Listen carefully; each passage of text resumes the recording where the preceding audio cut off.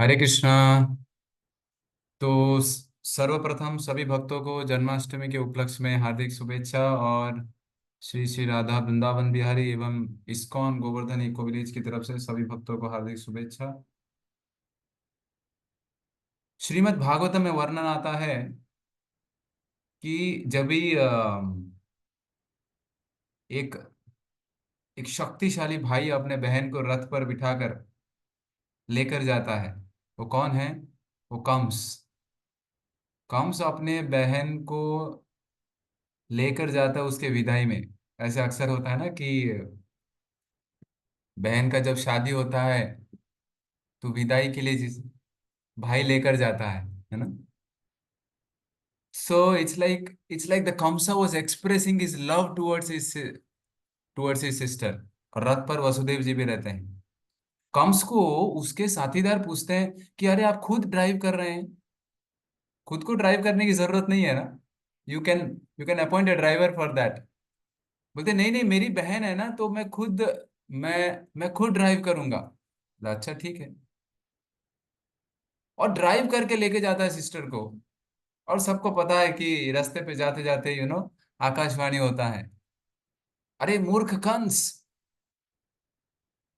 जिस जिस बहन के साथ तू इतना प्रेम कर रहा है, जिसको लेके जा रहा है, उसका 8वां गर्भ तेरा काल बनेगा। और जैसे ही सुनता है, इट्स लाइक हॉरर। जैसे ही सुनता है आकाशवाणी से, तुरंत तलवार उठाता है और वसुदेव देवकी जी को, देवकी जी का गला काटने के लिए तत्पर होता है। क्यों? क्योंकि अब तक जो रिलेशन जो बहन के साथ है वो कहाँ में किस में परिवर्तन हो गया? बोले स्वार्थ में। बहन के ऊपर दया नहीं आ रही है। And that spur of the moment, Vasudev ji वो जस्ट गॉट मैरिड। ध्यान से सुनिए। कंस और देवकी का जो भाई बहन का जो रिलेशन था वो बरसों बरसों से था। बट यहाँ पर देवकी और वसुदेव जी का जो रिलेशन है वो बस एक ही दिन का है, विवाह का। और देखिए देवकी के प्रति वसुदेव जी क्या विचार कर रहे हैं। जैसे कंस ने तलवार उठाया, ऐसे श्रीमान गौरांग प्रभु जी बता रहे थे आज, जैसे ही तलवार ऐसे उठा के गले पर डालने ही जा रहे थे कि 1 सेकंड का मौका था वसुदेव जी के पास देवकी जी को प्रोटेक्ट करने के लिए। यदि वो गला ऐसे भी काट सकता था, लेकिन उसने ऊपर उठा और वसुदेव जी ने बोले, कंस महाराज,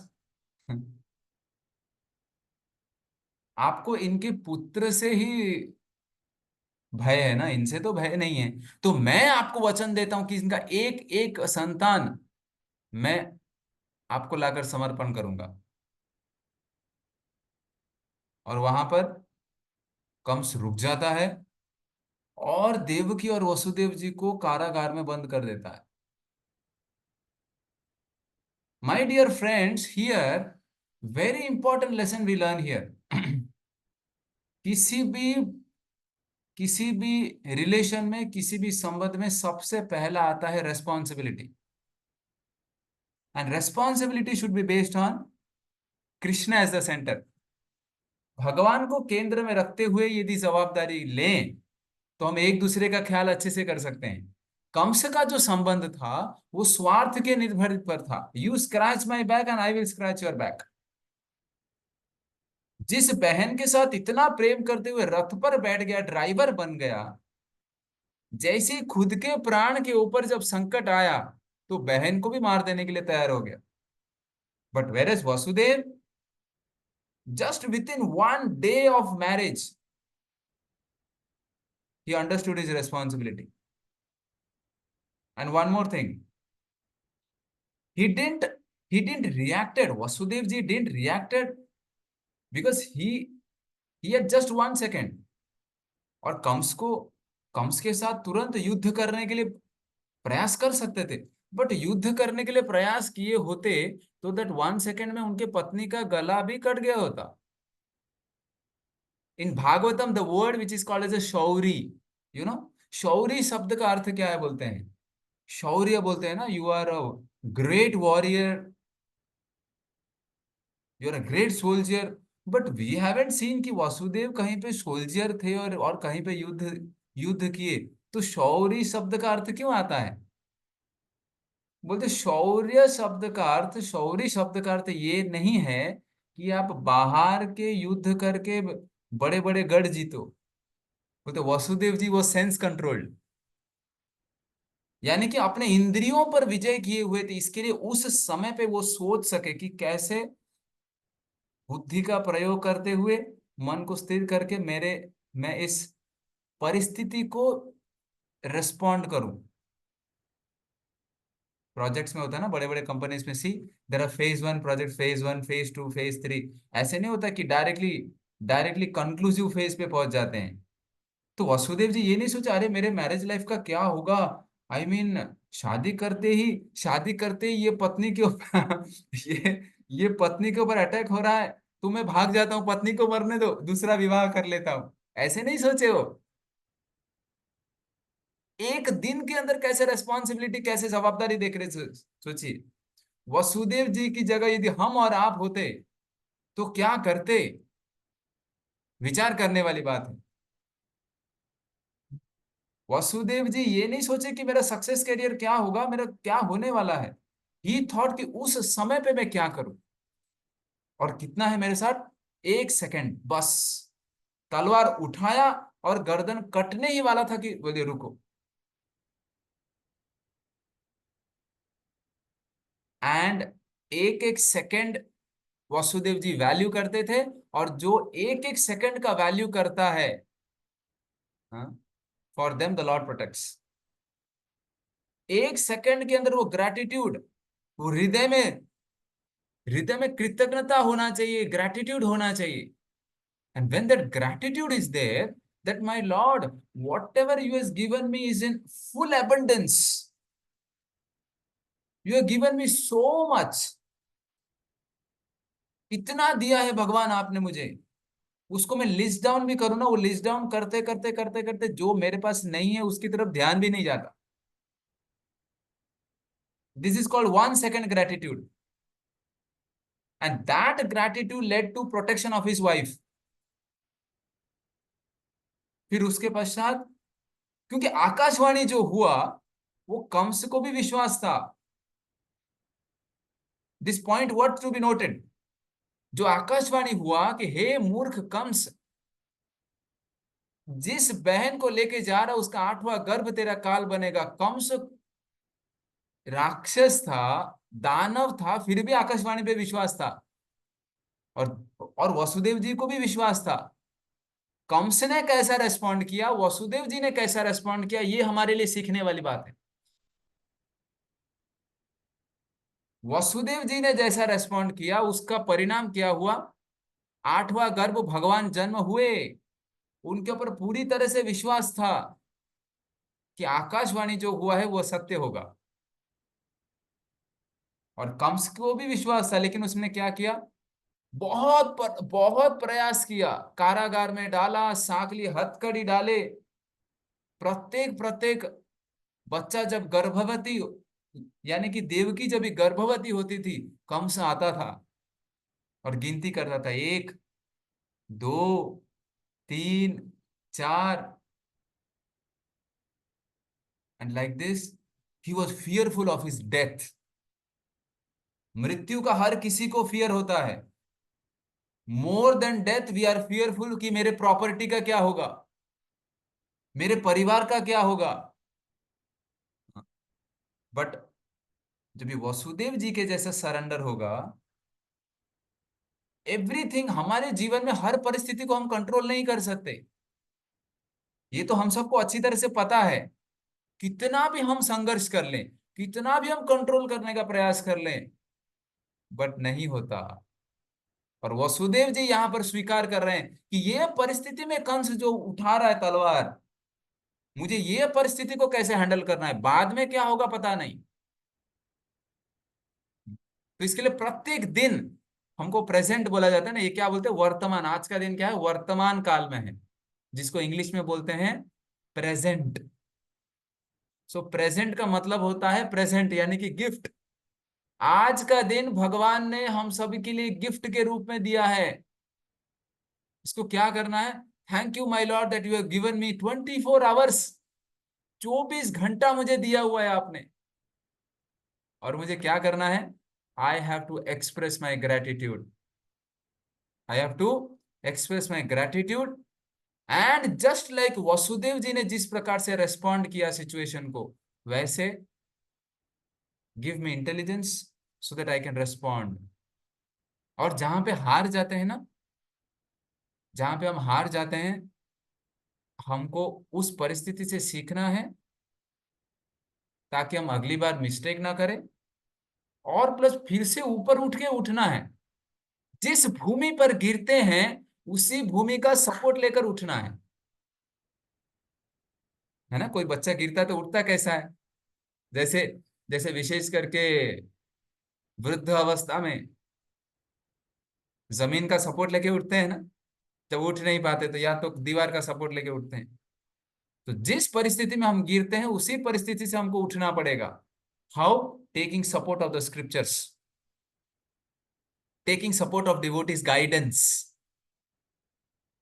डिवोटीज का गाइडेंस हमारे लिए एक एक अमूल्य रत्न है। This is a precious jewel, the guidance of the devotees, association of the devotees.